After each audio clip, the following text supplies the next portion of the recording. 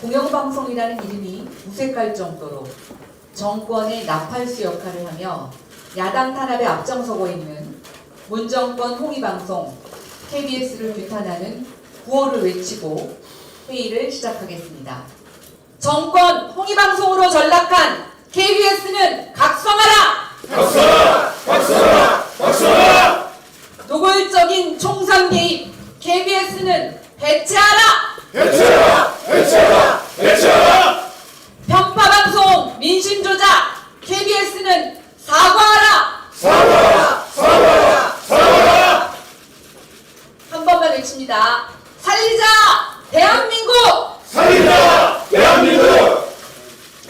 자, 그럼 지금부터 제104차 최고위원회의를 개의하겠습니다.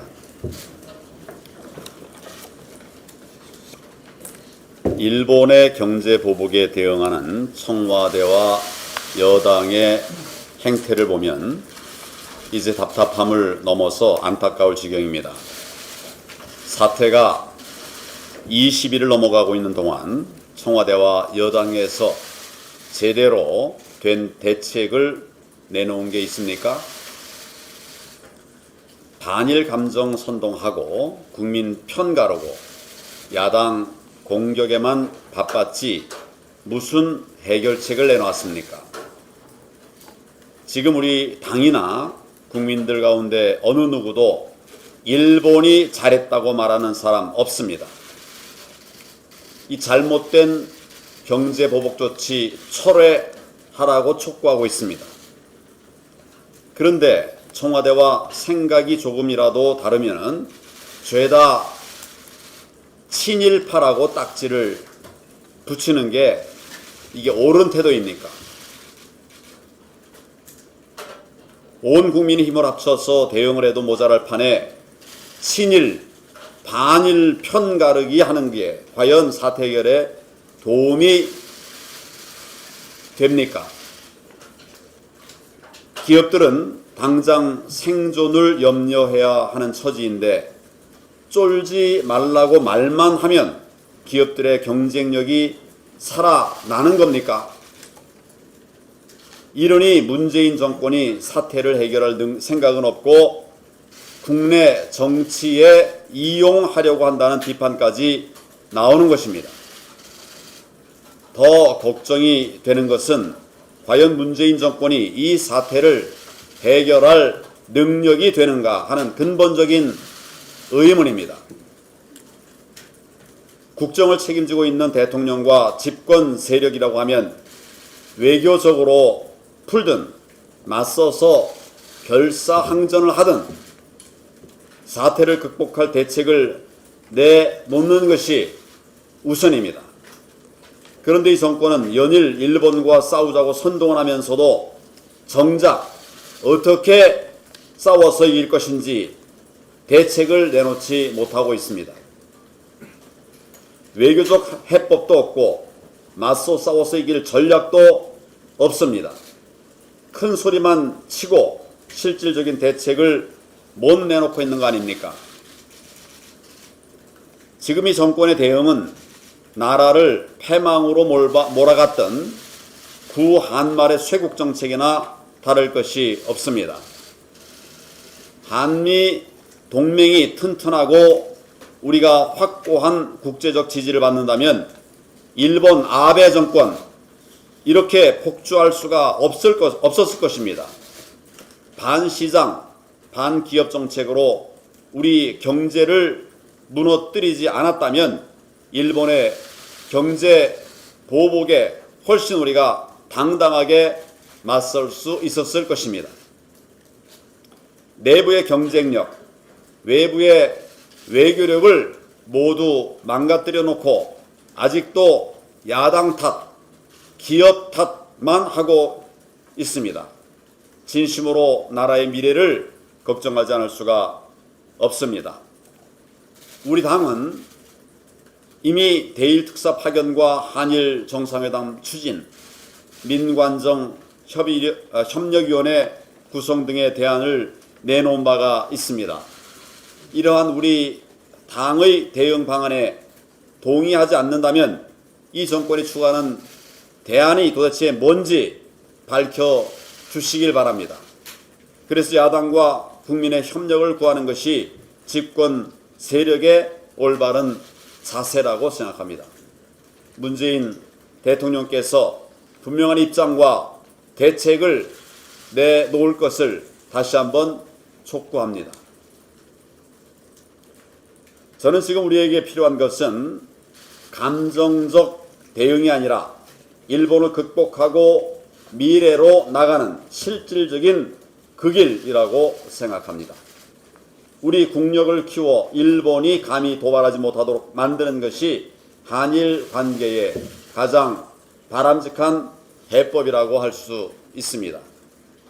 율곡 선생이 일본의 침략에 맞서서 10만 양병을 주장했듯이 지금 우리에게는 우리 경제를 지킬 10만 우량 기업이 필요합니다. 그런데 지금 우리 경제의 상황을 보면 모든 것들이 거꾸로 가는 그런 대위기에 직면해 있습니다. 한국은행과 금융투자업계 등에 따르면 2분기 성장률이 1%에도 못 미칠 가능성이 있다라고 하고 있습니다. 한은은 올해 성장률 전망치를 0.3%나 낮춰서 2.2%로 조정했습니다. 그렇지만 이마저도 달성하기 어렵다는 것이 대다수 민간 분야의 예측입니다. 모건 스탠리는 1.8%, ING 그룹은 1.5%까지 전망을 낮추는 등 글로벌 금융기관들은 우리나라의 1%대 성장을 기정사실화하고 있습니다. 이처럼 우리 경제의 펀더멘털이 무너져 내리면 일본과 싸워서 이길 길도 사라지고 말 것입니다. 이런 가운데 최근 OECD는 2019년 규제개혁 보고서를 통해서 우리나라의 규제개혁과 노동개혁 필요성을 지적했습니다. 포괄적 네거티브 규제 시스템 도입, 규제 영향평가 적용, 서비스 시장 진입 장벽 철폐 등 그동안 우리 당이 지속적으로 주장해온 대안들이 거의 포함되어 있습니다. 노동시장의 이중구조 개혁과 노동 생산성 제고 등 노동개혁과 관련해서 우리가 했던 지적도 지금 아예 OECD가 한 지적도 우리 당의 정책과 궤를 같이 하고 있습니다. 우리 당의 경제 대전환 주장이 글로벌 스탠다드에 부합하고 또 우리 경제를 위한 시급한 과제들이라고 하는 사실이 입증된 것입니다.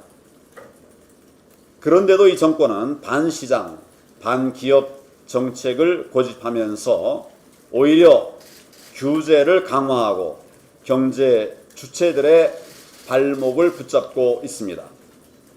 최저임금을 30%나 올리고 근로시간도 주 52시간 강제 단축하고 또 세금, 건강보험료, 국민연금까지 올릴 수밖에 없게 만들어서 기업은 물론 근로자들의 부담까지 크게 늘려 놓았습니다. 내년 총선만 지나면 탈원전으로 전기요금까지 대폭 올릴 것입니다. 게다가 이런 상황에서도 민노총은 총파업 투쟁을 벌이고 현대차 노조는 정년 연장까지 내걸고 파업에 나선다고 합니다. 이러고도 경제가 살아나기를 바라는 게 정말 꿈 같은 일 아니겠습니까? 문재인 대통령과 이 정권은 조속히 경제정책 대전환만이 나라를 살리는 길이고 궁극적인 그 길임을 명심해야 할 것입니다. 반시장, 반기업 소득주도 성장 정책의 폐기와 경제 대전환을 문재인 대통령에게 다시 한번 강력하게 촉구합니다. 문재인 정권이 지소미아 파기를 언급하고 있습니다. 진지하게 묻고 싶습니다. 지소미아 파기, 전략입니까? 진심입니까? 전략이라면 정말 위험한 전략입니다. 역사 갈등이 경제 갈등으로, 이제 경제 갈등을 안보 갈등으로 키우는 패착입니다. 미국의 한미동맹 불신을 고착화시킬 수 있습니다. 안보를 볼모로 삼는 압박카드, 무모한 도박입니다. 만약 지소미아 파기가 이 정권의 진심이라면 그것은 한미동맹을 파기하겠다는 것입니다. 그러면 우리 민족끼리입니까? 지소미아는 비단 한일 양국 안보협정에 그치지 않습니다. 한미일 삼각공조의 또 다른 중요한 틀입니다. 그걸 깨겠다는 것은 한미공조의 이탈로 보여집니다. 이 북한 정권 눈치 보기에 급급한 이 정권은 한미 연합 연습에서 동맹이라는 말도 뺍니다. 또한 한미 동맹의 대표적 리스크 인물인 문정인 특보가 무려 주미대사로 검토된다는 아찔한 소식도 나옵니다. 한미 동맹마저 볼모로 삼는 그런 외교 전략은 앞으로 화를 자초할 것입니다. 만에 하나 지소미아 파기가 진심이라면 그것은 돌이킬 수 없는 안보 파탄으로 이어집니다. 이성을 되찾으십시오. 일본 통상 보복으로 산업 전반의 위기감이 감도는 가운데 안보마저 위태로워지면 대한민국은 설 자리가 없습니다. 조국 수석과 이인영 대표 발언 등을 종합하면 이 정부는 저는 국난 극복의 의지가 없다, 이렇게 보인다고 말씀드리겠습니다. 오로지 총선만 있어 보입니다. 2년 내내 북한 파리하던 정권입니다. 이제는 일본 파리입니다. 무능과 무책임을 이것으로 덮으려고 하고 있습니다. 집권 세력에게 국민들은 앞으로 표로 심판할 것입니다. 이런 이야기가 있더군요. 이 불황러들, 지금 불황으로 인해서 고생하는 불황러들은 휴식을 신방콕 쪽이 되고 있다. 휴식을 신방콕으로 해결한다. 그리고 휴가는 스테이케이션, 그러니까 집에 머무는 스테이, 베케이션의 케이션입니다. 결국 집 밖으로 나가는 것은 위험하다. 집 밖으로 나갈 돈이 없다. 이런 것을 보여주는 신조어입니다. 저성장 기조로 소비 심리가 위축되고 52시간으로 인해서 초과 야근 수당, 가계 수입이 줄어드는 등으로 가계 수입이 줄어들었기 때문입니다. 결국 안 쓰는 소비 트렌드가 확산되고 있습니다. 휴식조차 제대로 취할 수 없습니다. 그럼에도 불구하고 이 정부 경제정책 기조 전혀 바꾸지 않고 있습니다. 오히려 묻고 싶습니다. 이 저성장에 오랫동안 신음했던 일본과 같이 대한민국을 일본화하고 있는, 이 경제 현실을 일본화하고 있는 이 정부야말로 신친일파 아닌가 묻고 싶습니다. 지금 이 여당이 안보 파탄 분기강회의에 대한 국방부 장관 해임 건의안 표결도 못하겠다. 북한 선박 무당 입항 국정조사도 못하겠다 하고 버티고 있습니다. 이 박근혜 정권 때는 저희가 3년 차가 될 때까지 5번 국정조사 야당이 요구하는 대로 받아줬습니다. 문재인 정권 3년 차 이르기까지 단 한 번도 국정조사 안 하고 있습니다.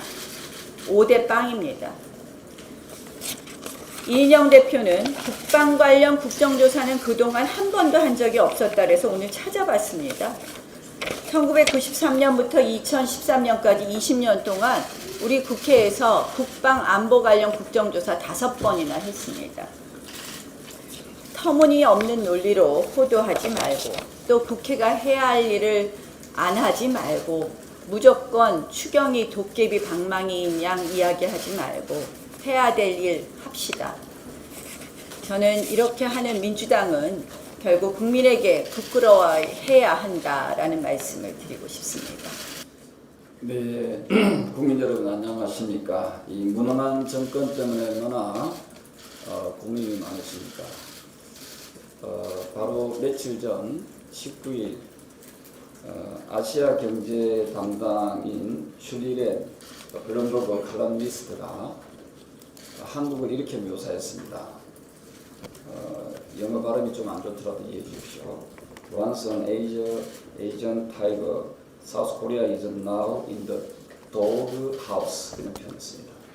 한때는 아시아의 호랑이였는데 지금은 계집 신세가 됐다. 도그 하우스라는 표현을 썼습니다.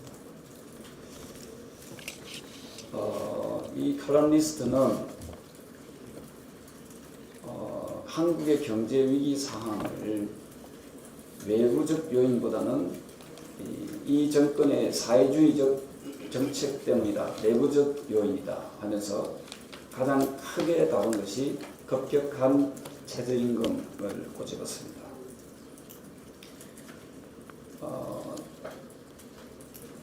이 뉴스 매체에 보면은 아시아에서 주식의 수익률이 파키스탄 다음으로 최악으로 떨어졌다는 것을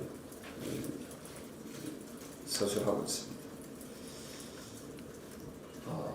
어제입니까? 그제입니까? 청와대에서 서희 장군과 이수신 장군을 묘사하는 걸 보고 저는 실소를 권할 수가 없었습니다. 지금 청와대가 이순신 장군과 서희 장군의 사상과 철학을 제대로 알고 그 두 분의 이름을 오르내립니까? 제가 서희 장군에 대해서는 7월 17일 날 제가 모 매체와 인터뷰할 때 서희 장군의 지혜를 배워야 된다 하고 제가 한번 말한 적이 있습니다. 이 서희 장군은 강동 6주를 그 당시에 강대국인 그란과 그란의 송영이라는 장군이 있습니다. 그란과의 협상을 통해서 아주 지혜로운 협상을 통해서 강동 6주를 되찾아옵니다. 즉 서희 장군은 국익에 크게 도움을 줬다 이 말입니다. 그리고 이수신 장군을 또 거론하시는데 이수신 장군은 왜군을 무찌를 때 가장 근본적인 사상이 이 군의 기강을 바로잡았습니다. 그래서 명량대첩에 여러분들 기억나시죠? 이순신 장군이 뭐라고 표현했습니까? 군율은 지엄한 것이다 라고 이야기했습니다. 그런데 지금 군대가 아니지 않습니까? 이게 민간인인지 군대인지 지금 국군 통수권자가 이순신 장군을 운운하려면은 우리 대한민국의 이 국방 안보가 구멍이 난 부분에 대해서 해명을 해야 됩니다. 그리고 그 책임자 국방부 장관 적극적으로 경질하십시오. 이순신 장군이 일사불란하게 해서 왜군을 무찌를 수 있었던 그 정신은 바로 군율은 지엄한 것이다라는 데서부터 출발된다 이 말입니다. 그래서 국민 여러분께서도 잘 이해하고 계시겠지만 자유한국당 부족함이 참 많습니다. 말 실수도 가끔 한 번씩 하고 또 국민 여러분께 송구스러운 부분이 많이 있지만 그 점만 보십시오. 국민 여러분, 2년 반 전에 우리 자유한국당이 최저임금을 급격히 올리면은 이 대한민국 경제 파탄난다, 대한민국 경제 실패한다라고 이야기하지 않았습니까?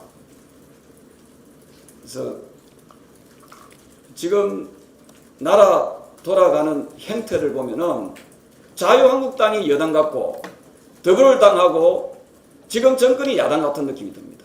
그러려면 정권을 왜 잡았습니까? 최근에 제가 부산 지역의 어느 경제인들하고 얘기를 해보니까 이게 아마 기자 여러분들께서도 한번 통계를 한번 내보시면 아시겠지만 지금 지방의 부동산은 완전히 엉망진창입니다. 그 부동산의 그 시세가 10년 전으로 돌아갔다는 겁니다. 그러면 이 정권이, 이 무능한 정권이 국민들을 잘 살게 한 것이 목적입니까? 아니면 자기들이 오로지 집권만 해서 배부르게 자기들만 잘 사는 것이 목적인지, 이 부분에 대해서 우리 국민 여러분께서 아마도 냉정하게 평가하실 거라고 생각합니다. 이상입니다. 본인은 민정수석이면서도 국민의 한 사람으로 얘기한다고 하고, 또 때로는 법학자로서 말한다고 하고, 또 보상 배상의 의미를 본인은 정확히 알고 있다라고 말하시는 분, 조국 민정수석에게 말하겠습니다. 조국 수석은 배상은 불법행위로 인한 손해를 갚는 거고 보상은 적법행위로 인한 손실을 갚는 것이라며 국민들을 가르치고 계십니다.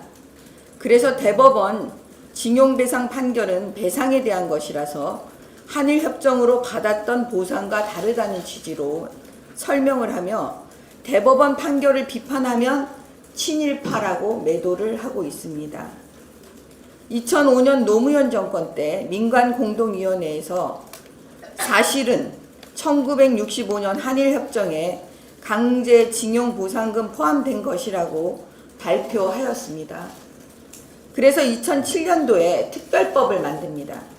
우리 정부가 국민 세금으로 피해자 72,631명에게 6,184억 원을 지급하였습니다. 그것은 징용 피해자들의 배상 청구권은 살아있지만 행사하기 어렵다는 것에 동의한 것 아니겠습니까? 그럼 조국 수석의 보상과 배상의 개념대로 보면 한일협정으로 대한민국이 일본으로부터 받은 돈을 그 의미에 조국 수석이 말하고 있는 그 보상금이라고 표현을 하면 일제히 적법행위로 인한 손실을 보상받은 겁니까? 그러면 일제히 한국 지배가 적법행위입니까? 지금 조국 수석은 그거 맞다라고 주장하는 것입니까? 그렇게 주장하는 게 친일파인데 그것도 모르고 지금 저렇게 말하고 있는 건가요? 아니면 알고서도 말하고 있는 건가요? 한일협정으로 받은 돈을 조국 수석이 말하고 있는 그 보상금이라면 사실 돌려줘야 합니다. 보상금 절대로 받아서는 안 되는 겁니다.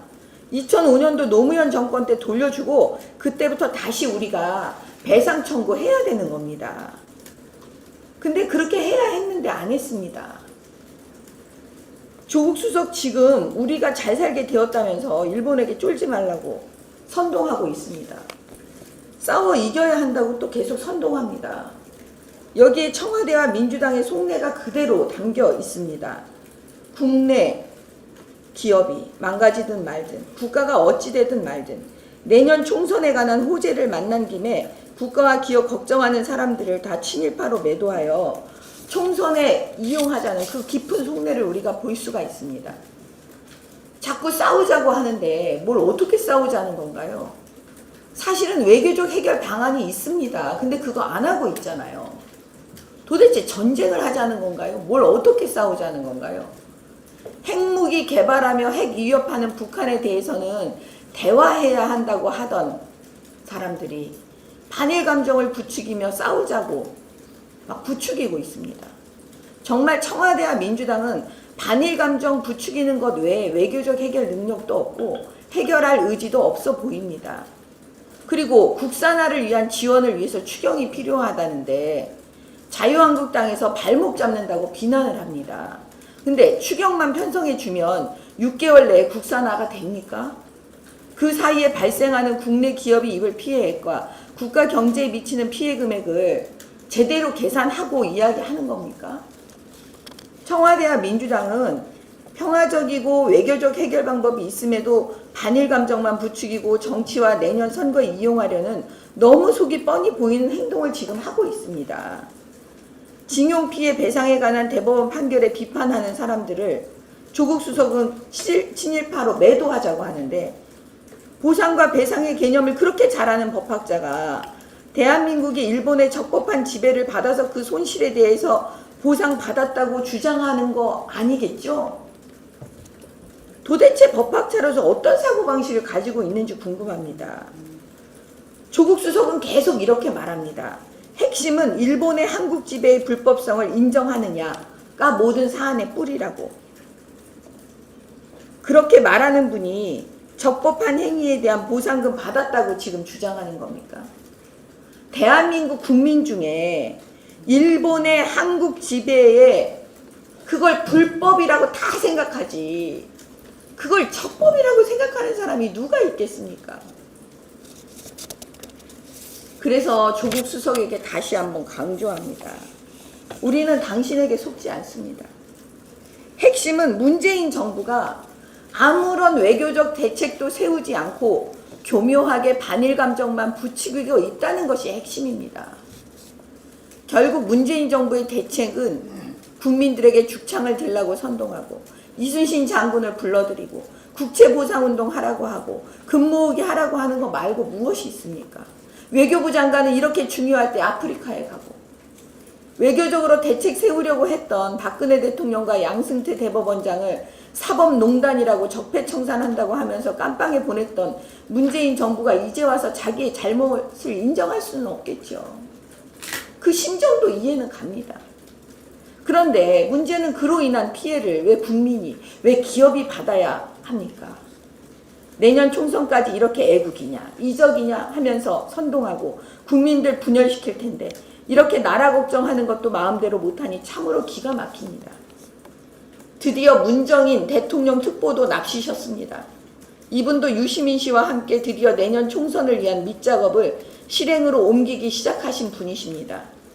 일본이 친북 친중 프레임을 씌워 문재인 정권을 바꾸려고 하고 있다고 공작하기 시작했습니다. 이분이 누구인지 여러분은 다 아시죠?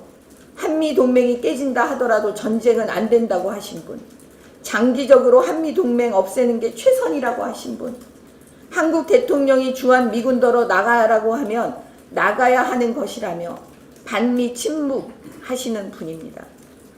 문정인 특보는 본인이 미국 영주권자였고 그의 아들은 한국, 미국 이중 국적자였다가 한국 국적 포기하면서 병역이 면제된 분입니다.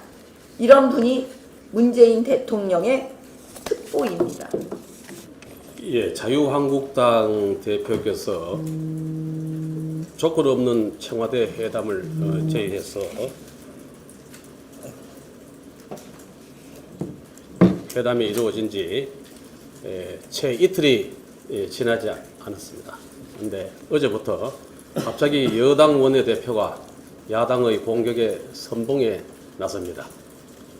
백데클, 신친이라는 선동을 포함해서 마무리에 가서는 한국당 스스로 추경 처리하겠다고 말할 때까지 나서지 않겠다 하고 끝을 냅니다.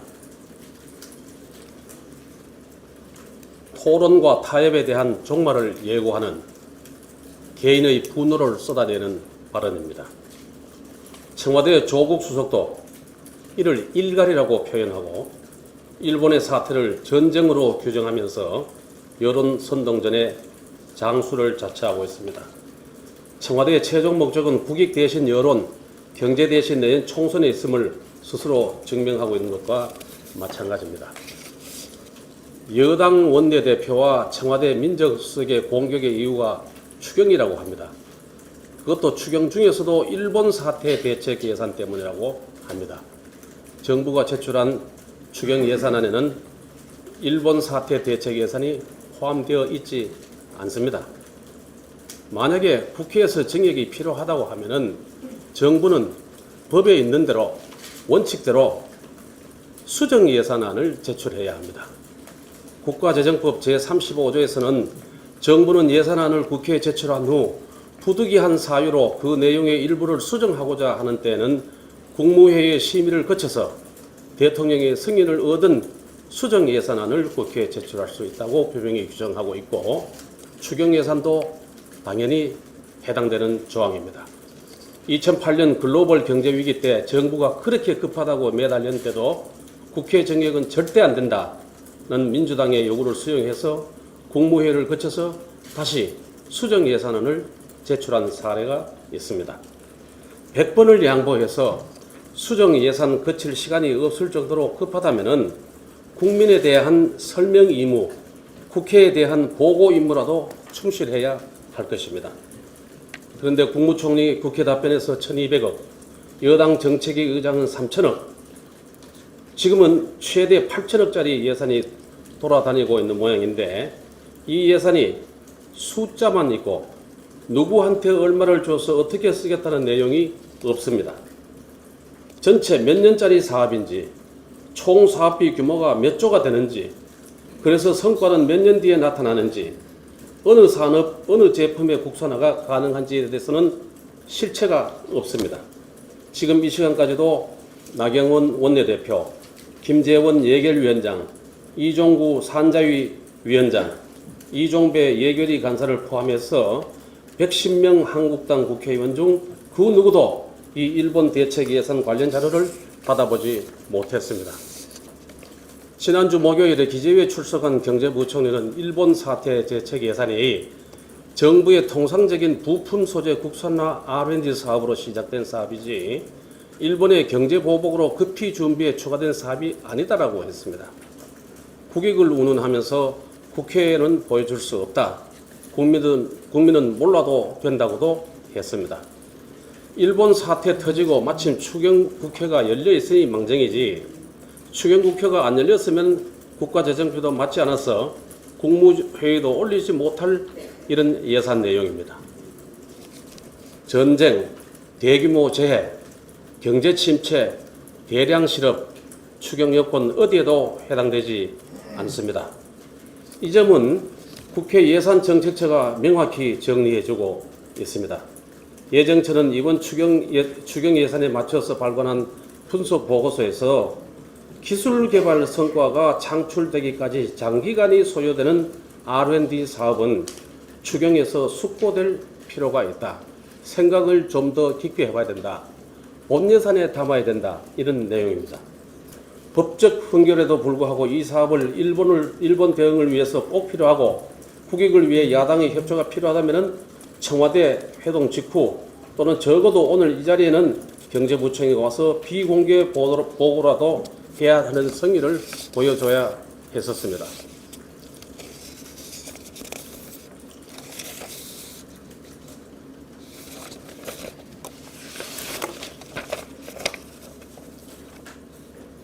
이번 정부에서도 이런 일이 있을 때는 정부의 공식 사과로 문제를 풀어가거나 여야 협치로 실마리를 찾았습니다. 이전 정부에서도 2013년 당시에도 정부는 추경을 편성했고 현재의 여당 의원들은 법적 요건 미흡을 이유로 바로 심의할 수 없다고 하면서 해주지 않았습니다. 결국 당시 국무총리가 국민들께 매우 송구스럽게 생각한다. 국회와 충실히 협의해 나가겠다. 다시 한번 심려를 끼쳐 송구스럽게 생각한다고 사과하고 심의를 시작했던 선례가 있습니다.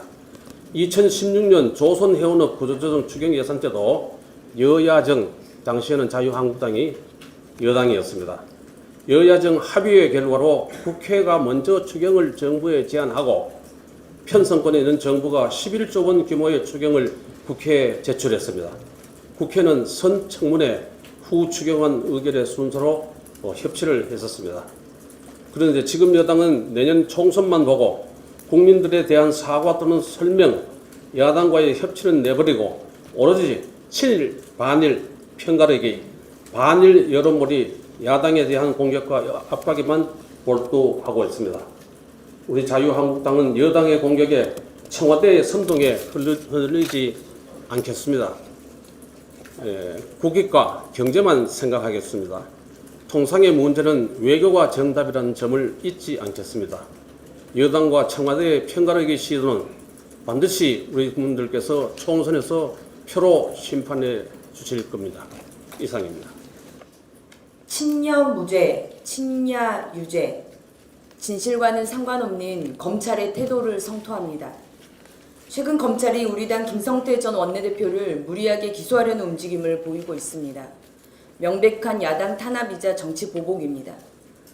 검찰은 지난 7개월 동안 김성태 의원을 올가매기 위해 그를 둘러싼 모든 주변을 이잣듯이 샅샅이 뒤졌습니다. 하지만 혐의를 입증할 만한 뚜렷한 증거를 확보하지 못한 것으로 알고 있습니다.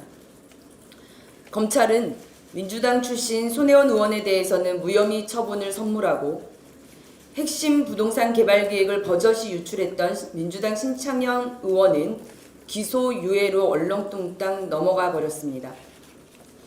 핵심 증거가 있어도 친여면 기소유예라면 적어도 야당 의원에 대해서도 동일한 잣대로 결정해야 되는 것 아닙니까? 댓글 공작, 여론 조작, 헌정을 농단한 드루킹 특검 관철. 이 대통령 최측근이 구속된 드루킹 특검 관철의 대가가 이렇게도 큰 것인지 묻지 않을 수 없습니다. 무리한 기소 시도, 정치 탄압을 국민들이 지켜보고 있다라는 점을 말씀드립니다. 이어서 말씀을 더 드리겠습니다. 어제 빗속에서도 자사고 폐지를 반대하는 집회가 크게 열렸습니다. 본인 아들은 수천만 원 드는 영국 입시기관에 보내놓고 자사고가 입시기관으로 전락했으니 폐지해야 한다는 김승환 전북 교육감과 본인의 자녀는 2명이나 외고에 보내놓고 외고 폐지하겠다는 조희연 서울시 교육감이 판박이처럼 너무나 닮았습니다. 다른 사람이 자녀를 위해 더 나은 교육을 추구하는 것은 못된 것이라 규정해버리면서 자신의 자녀는 국내도 모자라 유학까지 보내는 좌파 교육감들의 행태를 보고 있노라면 이들에게 염치라는 것이 있는지 정말 모르겠습니다. 조희연 교육감은 자사고 폐지 여부 자체를 공론화로 결정하자는 주장도 했는데요. 이것은 자사고 재지정 취소 결정 과정 그 자체가 답정 폐지였음을 여실히 드러낸 꼴입니다. 이미 그 공론화 결정 기구였던 국가교육회의는 한바탕 홍역도 치른 바 있습니다. 지난해 2022학년도 대입개편 공론화위원회는 3개월간 예산 20억을 투입하고도 고작 현행 대입제도 유지라는 결론을 내린 바 있습니다. 그에 따른 혼란은 학부모와 학생들 몫이었습니다. 공론화 요구로 답정 폐지의 그 꼼수가 감춰질 거라면 오산입니다. 이상입니다. 여당 원내대표가 국회 의사일정 합의는 할 생각이 없으면서 신친을 운운했는데 이거는 실제 이 협상과 대화의 파트너에 대한 기본적인 도의도 지키지 않는, 그리고 본인이 협상과 대화를 해야 되는 창구에 위치해 있는 사람이 이런 식으로 상대방을 매도하고 공격한다는 거 기본적인 자질이 의심스러운 이런 언행이다라는 점을 지적하면서 이 여당 원내대표의 신친일 발언, 이런 것이야말로 끊임없이 적을 만들어내서 공격한다라고 하는 이코노미스트가 지적한 신독재의 4가지 특징 중에 한 가지로 전형적인 신독재의 수법이라는 것을 지적합니다. 어제 WTO가 올해 1월에서 4월까지의 우리나라 수출 감소세가 세계 10대 수출국 가운데 가장 크게 감소했다라고 발표를 했습니다. 어제 발표는 그런데 올 상반기 내내 이 내리막 기록한 점 빠져 있고 7월부터 지금 본격화되고 있는 일본의 무역 보복 관련한 이런 부분들은 반영되지도 않은 결과입니다. 자, 그런데 이렇게 한일 관계 악화일로로 치달으면은 우리나라 경제 앞으로 점점 어려워질 텐데 이 정부가 정말 무엇을 하고 있는가? 이 정부가 하는 것은 정말로 무대책의 낙관적인 전망만 계속 내놓다가 몇 달에 한 번씩 성장률 전망치 하향 조정해서 발표하는 거, 이거 말고 한 거 아무것도 없습니다. 국민들 사이에서 도대체 정부는 뭐 하냐라는 우려를 넘어서서 이게 정부냐라고 하는 탄식이 나오고 있다는 점을 지적합니다. 이상입니다.